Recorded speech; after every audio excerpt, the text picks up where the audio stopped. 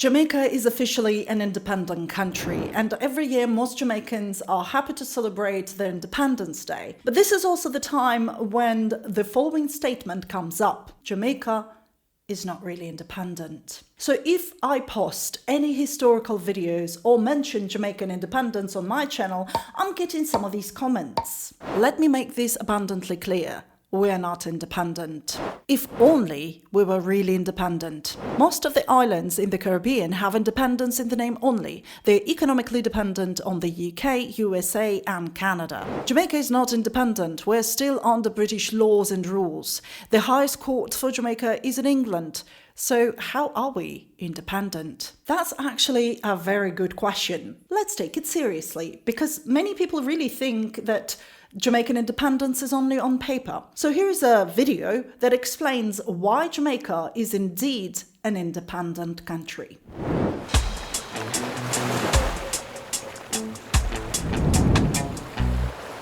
This video is sponsored by you. Thank you so much for the support. It all starts with a definition, and if you just read, for instance, the Collins Dictionary, it says the following: independent countries and states are not ruled by other countries, but have their own government. Jamaica does have its own government, but people assume that Jamaica is still ruled by other countries in one way or the other, so this definition is not really helpful. This is because such complex concept as independence, especially when applied to a country, is not something we can define with just a short phrase. So instead, I've gathered what it means to be independent according to several dictionaries and divided these statements into three main categories, so we can look at them one by one.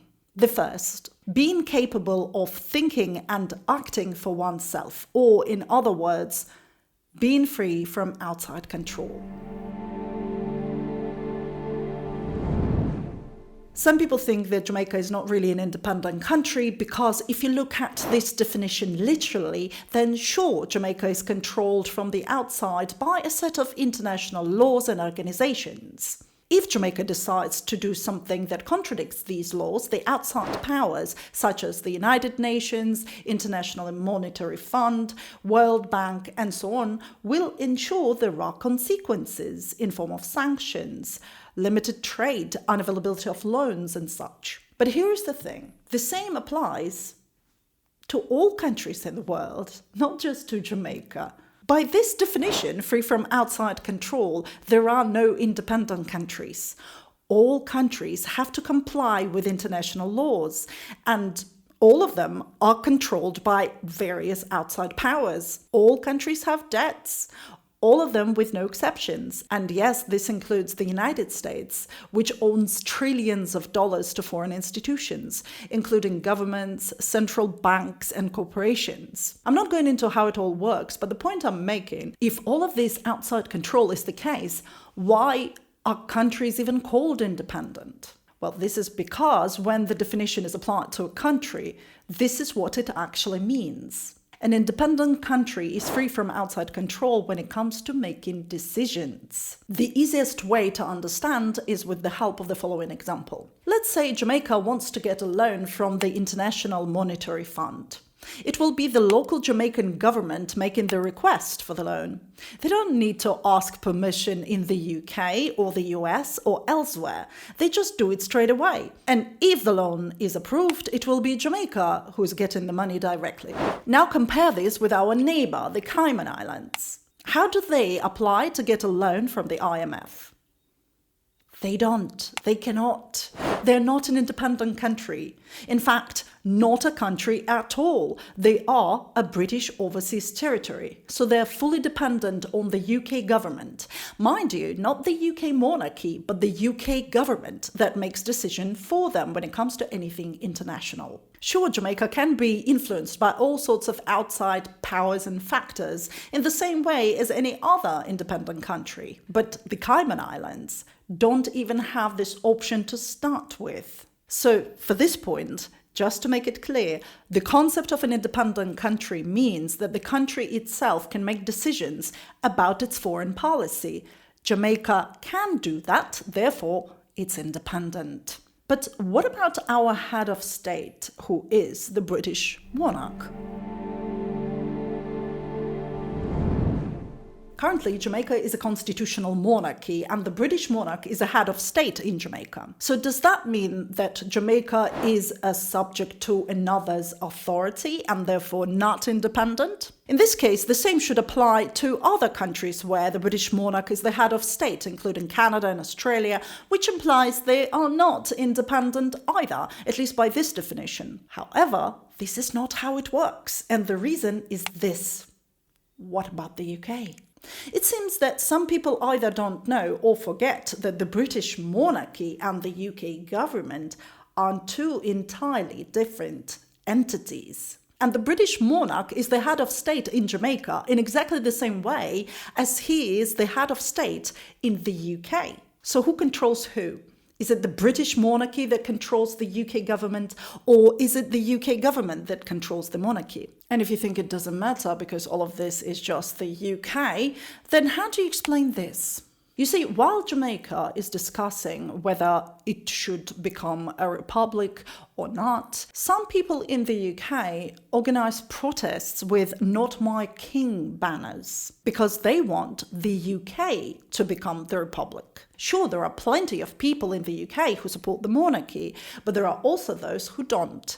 I don't live in the UK, so it's not my business to discuss the reasons why, but the simple truth is the UK as a country is controlled by their local UK government, not by the Crown. And it's been like this for years now, because it's a constitutional monarchy, not an absolute monarchy. When people today are saying that Jamaica is controlled by Britain because our head of state is the British monarch, this statement is incorrect, because the British monarch doesn't control anything, not even the government in their own original country, the UK, never mind all the other governments. So when people are claiming that Jamaica is just independent on paper, in reality, what's just on paper is the British monarchy, while all real decisions are actually made by local governments. Until the middle of the 20th century, Jamaica had been the British colony, but that's because it was controlled by the UK government.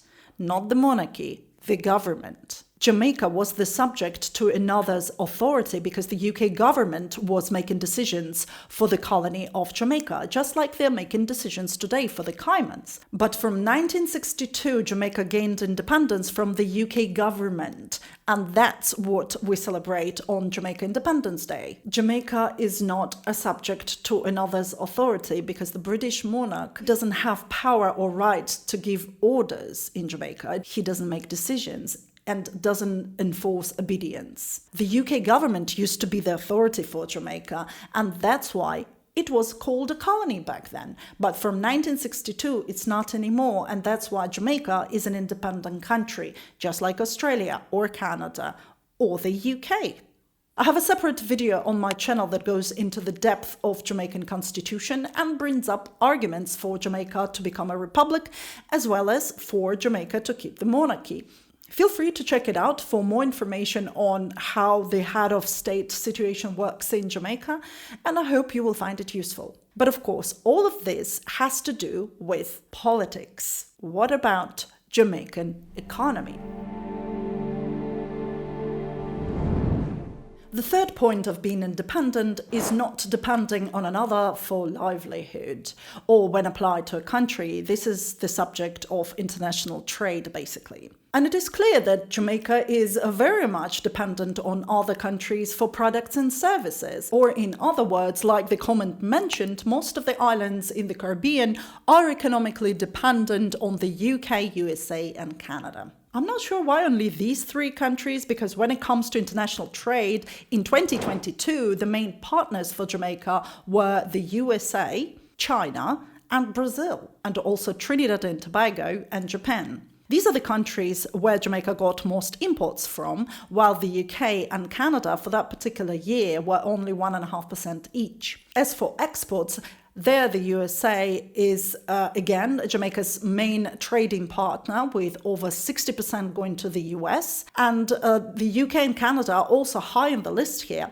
But what's most interesting is that the second major trade partner for Jamaica in 2022 was Russia. And that's because, for those who don't know, Russia now owns the majority of bauxite industry in Jamaica. You see, because Russia started the war in Ukraine, many countries didn't want to have anything to do with Russia anymore because of the sanctions. So Russia increased their presence in other countries, and one of them is Jamaica. I am originally from Ukraine, but I will refrain from comments on this situation here. But there will be a separate video on my channel about bauxite mining in Jamaica and why some people support it and others are against it.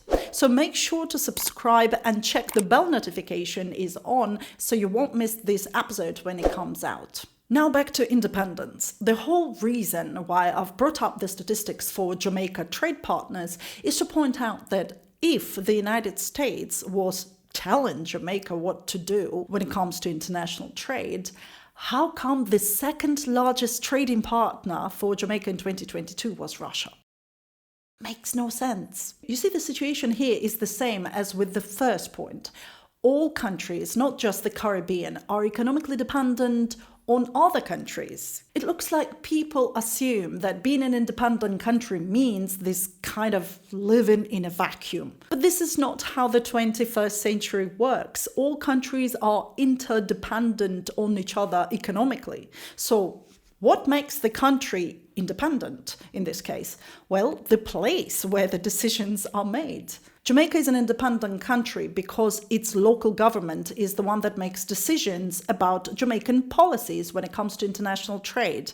Who would be the trading partners, which products are allowed, which ones are banned, and so on. Claiming that Jamaica is not independent because it has a lot of imported goods doesn't make any sense, especially because the top countries that import the most goods in the world in absolute numbers are, of course, the United States and China.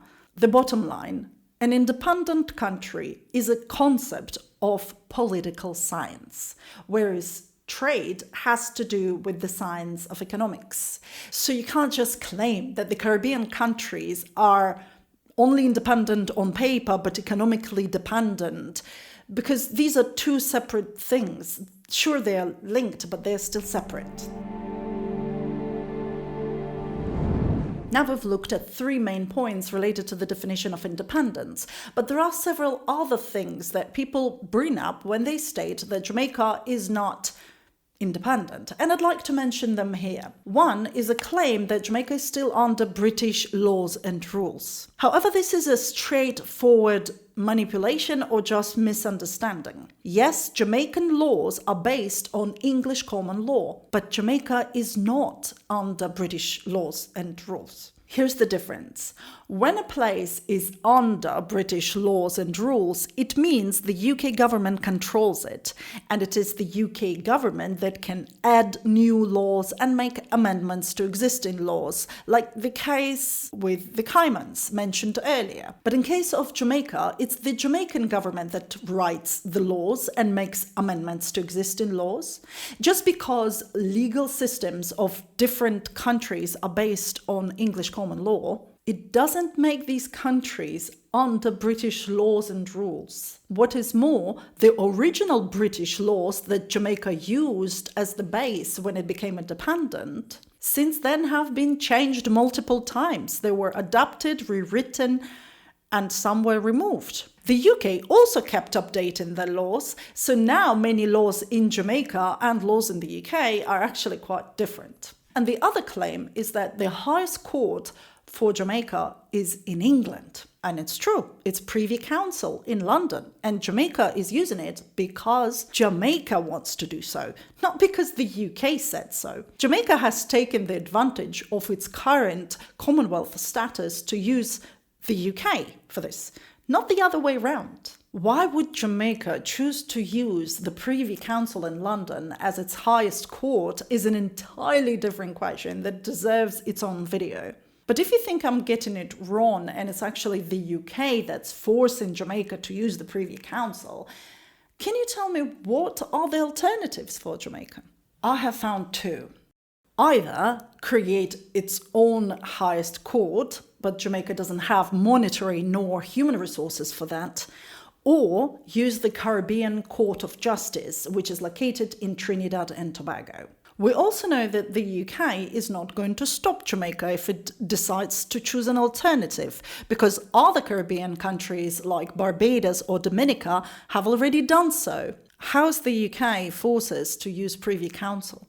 It doesn't. And also, having said all that, what connection does any of this have to the concept of country independence? Whether the country is independent or not is not defined by which legal system it uses or what the highest court is. I think the major problem is that some people simply misunderstand the concept of an independent country.